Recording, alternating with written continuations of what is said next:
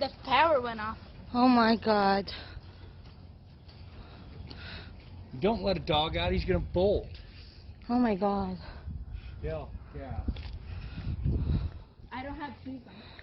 What we want, then we lose it all again. Your touch on my skin, pull me close, take me in. Just me, just you, lost in the moment. Hello! So ngayon, hindi talaga ako magba-vlog, pero na-realize ko na may gagawin ako. So, ayun, day off ko nga pala, nakapaglinis na ako nakapagtiklop na ako ng mga labahin, tapos mayroon akong nilalaban ngayon. Ngayon, ito yung mga stuff na gagawin ko. Kasi undecided pa rin ako. Meron akong nilabas na pork belly at saka chicken. Isa-set aside ko siya kasi hindi ko alam kung ano ang aking lulutuin. For now, maghuhugas lang ako ng mga plato para makapag-decide. Kasi mag-design ako ng cake para sa aking mother-in-law for tomorrow. May advance celebration sila.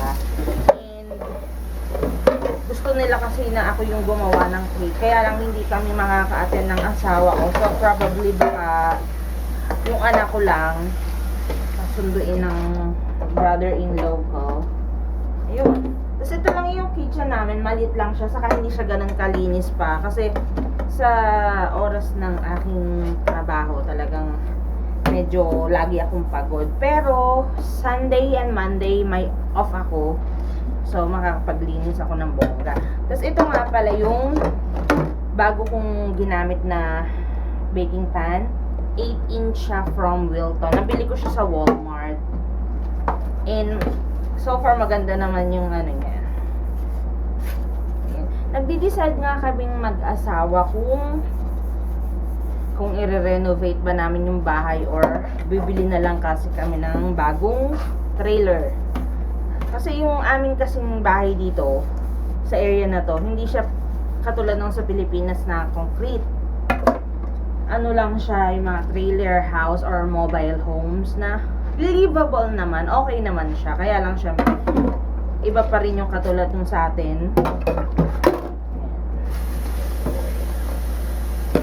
Isip ko magpansit ako today, kaya lang wala naman ako masyadong ingredients, so baka adobo na lang, adobong baboy, or hindi ko talaga alam, or canton, or hindi ko alam kung anong aking iluluto. Pero baka magisa na lang ako ng canton na may kalabasa, kasi may nabili kami sa Asian store ng kalabasa.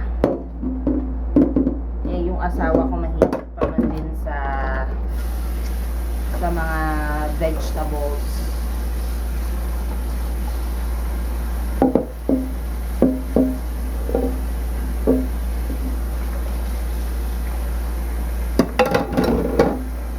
Nag-bake kasi ako kanina ng cake.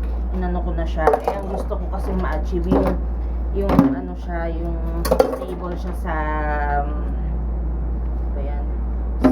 sa fridge muna para hindi siya mag-cram masyado.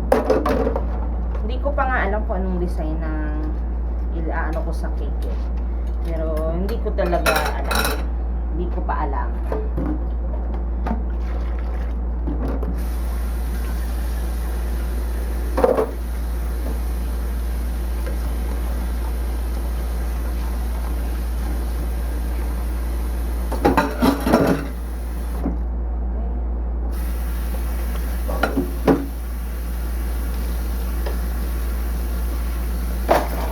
Kasi minsan ang ginagawa ako, wala naman siyang ipis dito, walang daga. Kaya minsan kasi ang trabaho ko is 1:30 to 8, closing ako. So minsan pag kumakain kami, minsan kinabukasan ko na siya nahuhugasan. Pero minsan depende pag hindi ako ganun kapagod. Pero most of the time lagi akong pagod from work. Kasi ang hirap lang na pag magtatrabaho ka. Kasi mga katrabaho mo hindi nila nililinis yung area nila. So, ang ending, yung closer, yung magsasuffer. Kaya, medyo mahirap din. Pero kinakaya. kaya kasi maraming bills na babayaran. Tapusin ko muna guys ang aking paghuhugas para naman hindi masayang yung oras.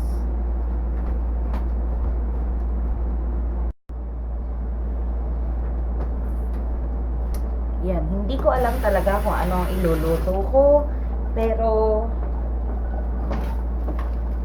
ang gagawin ko is magagayat na lang. Ewan ko, hindi, basta lutong kachamba. Lutong kachamba na lang gagawin ko. Ito yung chicken thigh na hinugasan ko. Tuhan ko na lang siya ng maliliit para madaling maprito.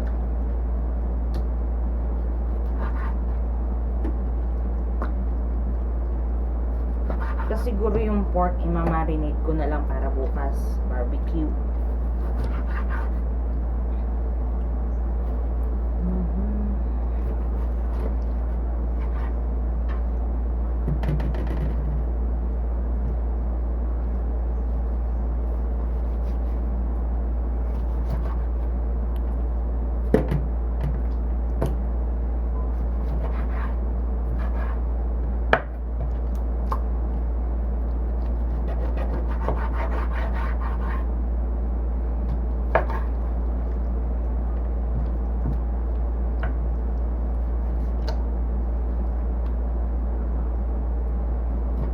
Tanggalin ko na lang yung buto kasi gagawin ko siyang chicken broth.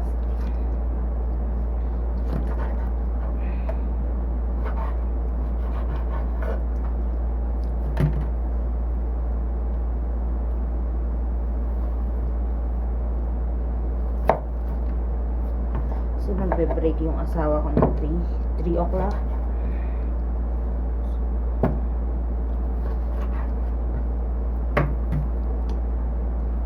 Lately kasi lagi akong sobrang dami kong niluluto tapos na leftover lang.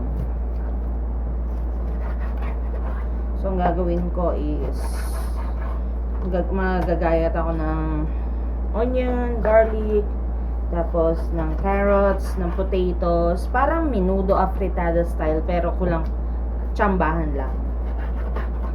Kasi ito yung medyo madali para wala din akong liver spread, so bahala na kung anong mangyayari dito, pero I'm sure magugustuhan naman nila.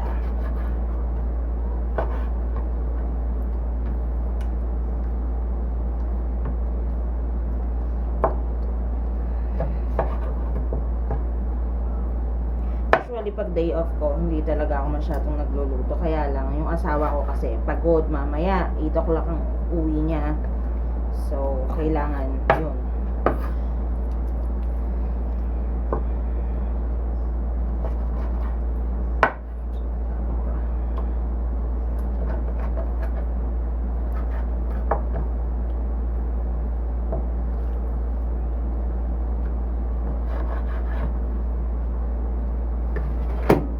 Set aside ko. Tapos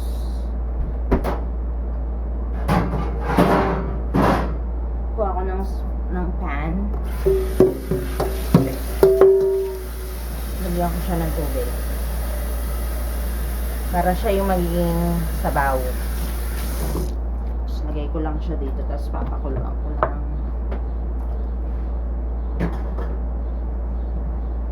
And then mag-start ako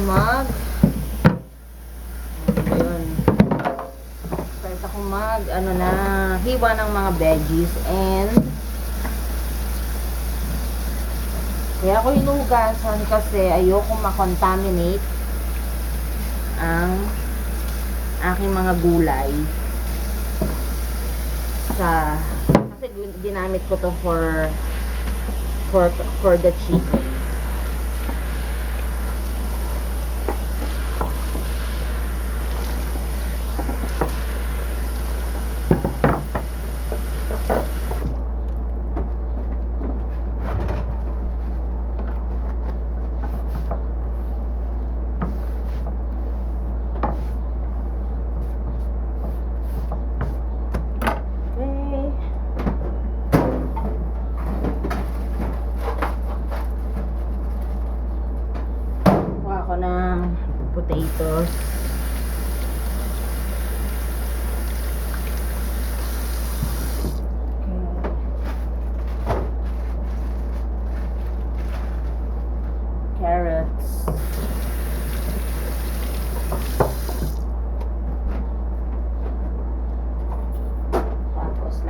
siya sa bowl.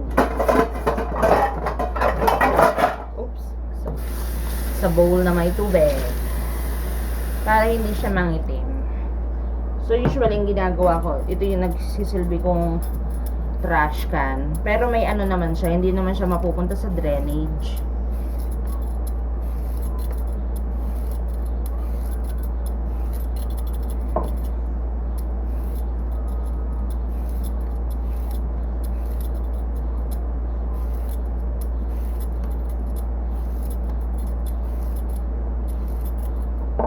Kasi mahalaga dito, yung asawa ko, gusto niya kasi laging may gulay or kahit anong greens. Kaya yun, nagtanim ako ng ano, nagtanim ako ng carrots, tapos 3 lang yun nabuhay. Pero, fighting naman siya.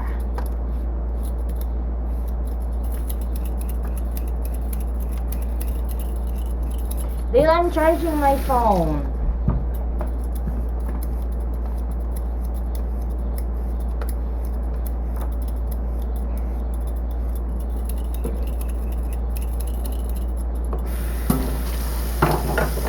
Tapos yan, hiwain lang natin ng yan.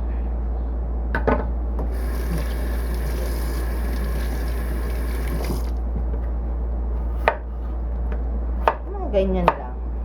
Mga bite size.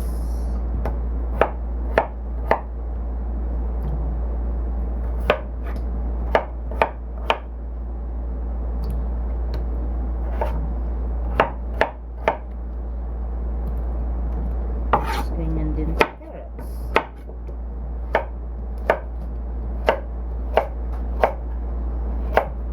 Prito natin siya mamaya.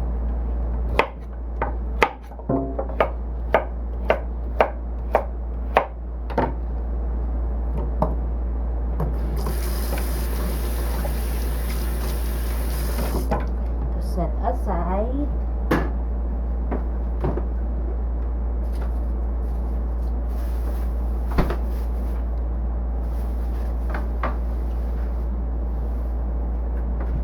Ito, meron akong tomatoes na binili ko. Tapos ito, galing sa garden namin.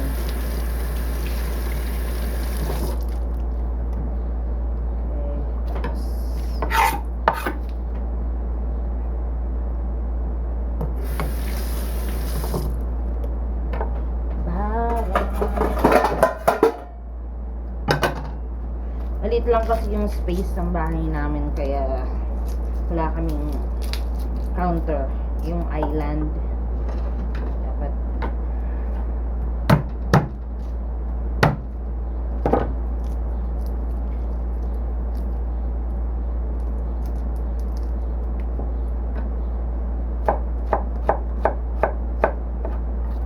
kasi gusto ko maraming garlic.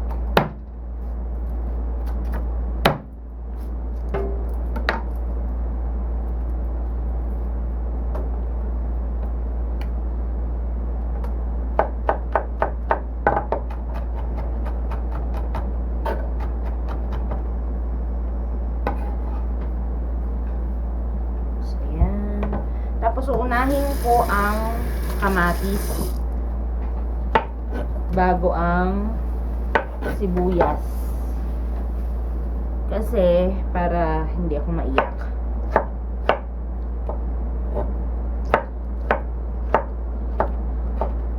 Wala naman siyang eksaktong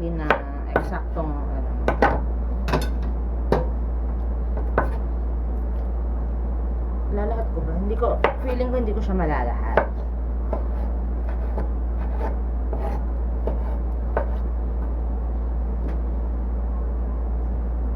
Lahat ko na kasi sayang baka panggisa rin. Para tipid sa ketchup.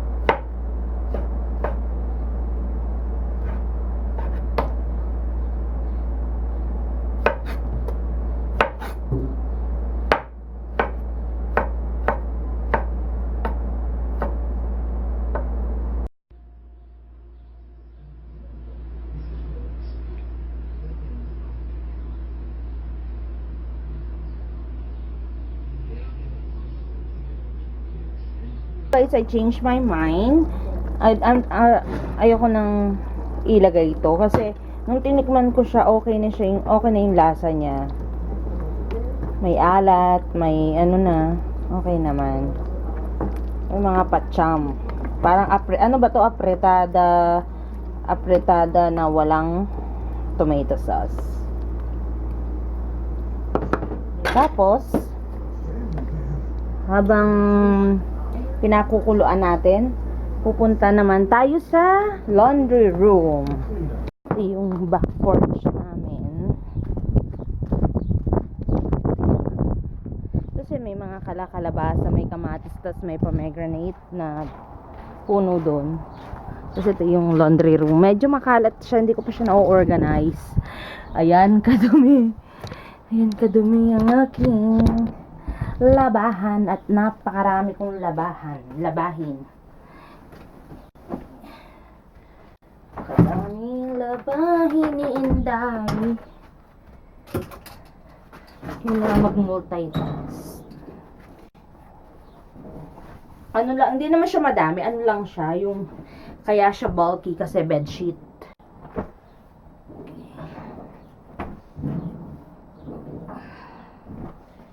Ayan, napahirapan.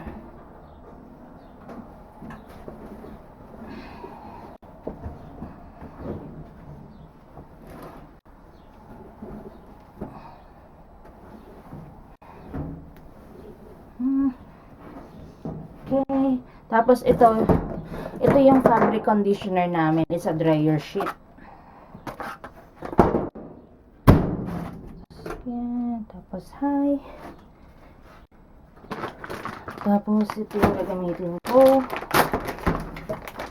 na sabon. Ganito siya dito. Lagay ko dalawa. Ayan. Okay. Ito yung ano namin. Palit ako kanina eh.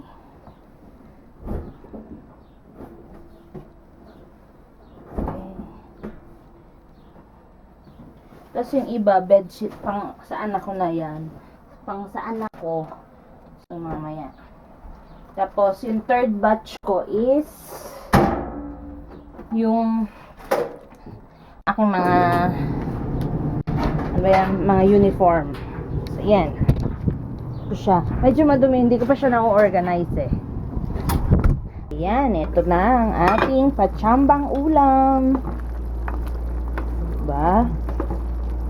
Kulang-kulang sa ingredients pero masarap. Ang patayin ko na siya. Tikman ko muna. Sarap. Tapos ang asawa ko is dadating ng bang oras na. Dadating siya ng 8 o'clock. So meron pa tayong probably 2.5 hours. Tapos yun,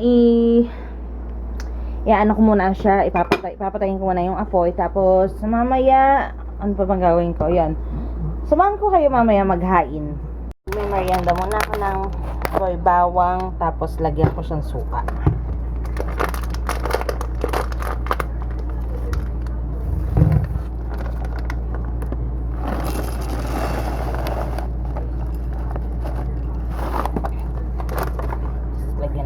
Suka.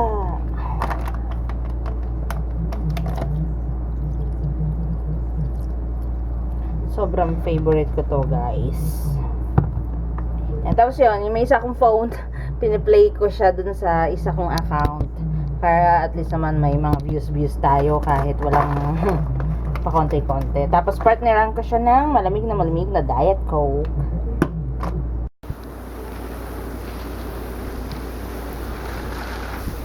Ito yung carrots ko na natanim.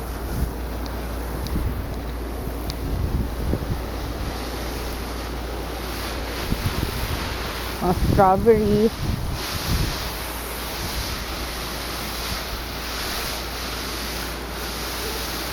Tapos yung mga strawberries din siya.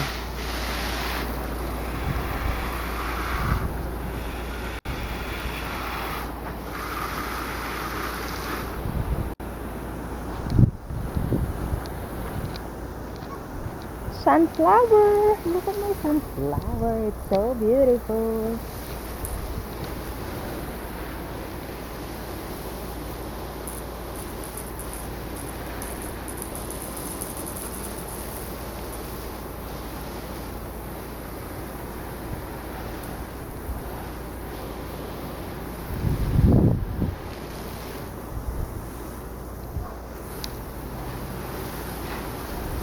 Tapos ito yung may kamote akong tanim.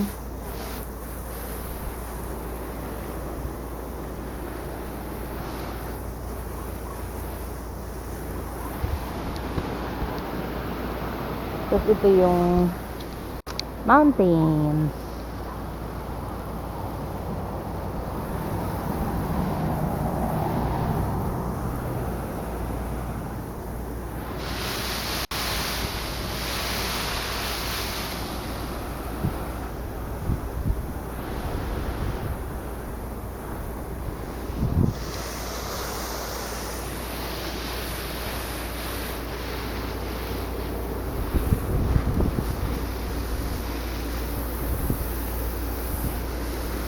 Yung aking tomatoes.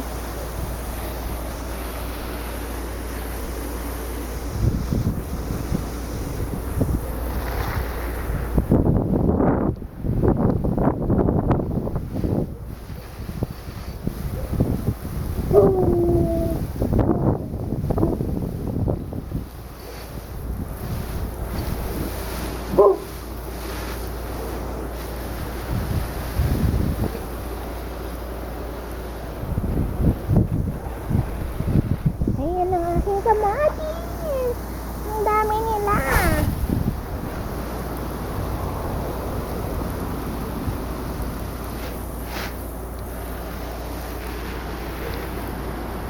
Oh my God! Look at my okra! Look at my okra! Kakatuwa. Ito yung kalaki yung garden. Ayan, tapos yung car ko, si Betty.